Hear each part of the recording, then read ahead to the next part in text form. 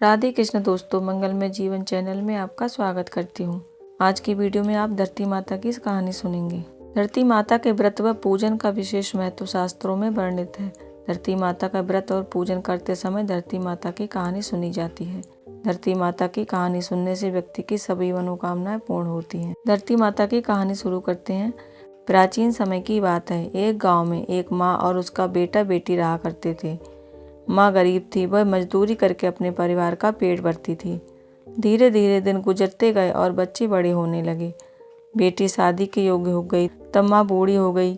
माँ ने अपने बेटे से कहा कि बेटा, तेरी बहन शादी के योग्य हो गई है, इसलिए तेरे जैसा घरवर देखकर उसकी शादी करना। ऐसा बोलकर माँ कुछ दिनों के बाद स्वर्ग से धार गई। उसका भाई गांव गांव में घूमा, लेकिन बहन के योग्य पति नहीं मिला।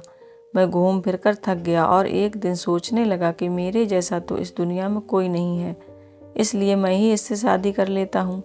ऐसा सोचकर वह चुनरी और शादी के लिए सब सामान ले आया। तब उसकी बहन ने पूछा कि भाई, तुम ये सब सामान क्यों लेकर आए हो?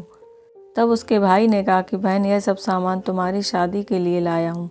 गाँव वालों ने बहन से कहा कि तुम्हारा भाई तुमसे ही शादी करने वाला है। तब बहन ने जाकर अपने भाई से पूछा कि भाई, मेरी शादी किससे कर रहे हो? इस पर भाई ने कोई जवाब नहीं दिया। तब वह समझ गई। उसने एक लोटे में जल लिया, चुनरी ली और चप्पल पहनकर जंगल की तरफ चली गई।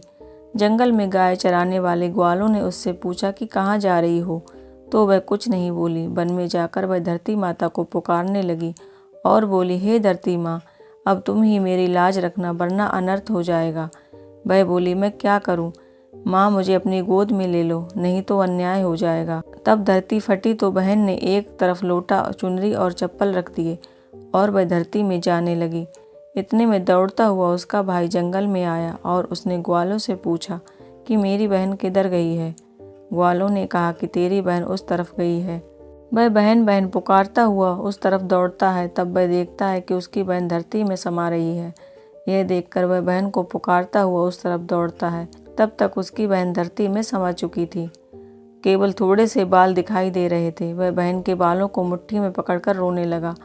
बहन, तू सत्य के लिए धरती माँ की गोद में समा गई। मेरी बुद्धि भ्रष्ट हो गई थी। माँ का वचन निभाने के लिए मेरे जैसा कोई वर नहीं मिला, इसलिए ऐसा विचार आया। ऐसा सोचकर वह जोर जोर से रोने लगा। पर धरती माँ ने सत्य के लिए बेटी को अपने में समा लिया। जो बाल बाहर थे वो दो बन गए। इसलिए औरतें धरती माता की कहानी सुनती हैं और चुनरी, चप्पल, लोटा, बर्तन में हरी मूंग और लड्डू कुंवारी कन्या को देती हैं। जो भी धरती माता की कहानी सुनता है, धरती माता उसको सुखी रखेंगी। धरती माता की कहानी कहने, सुनने और हुंकारा भरने वाले सभी को सुखी रखना। बोलो धरती माता की जय। आज की कहानी यहीं पर समाप्त होती है। आशा करती हूँ आज का वीडियो आपको पसंद आया होगा। मेरे द्वारा सुनाई जा रही कहानी आपको पसंद आ रही हो तो चैनल को सब्सक्राइब जरूर करें। राधे कृष्ण।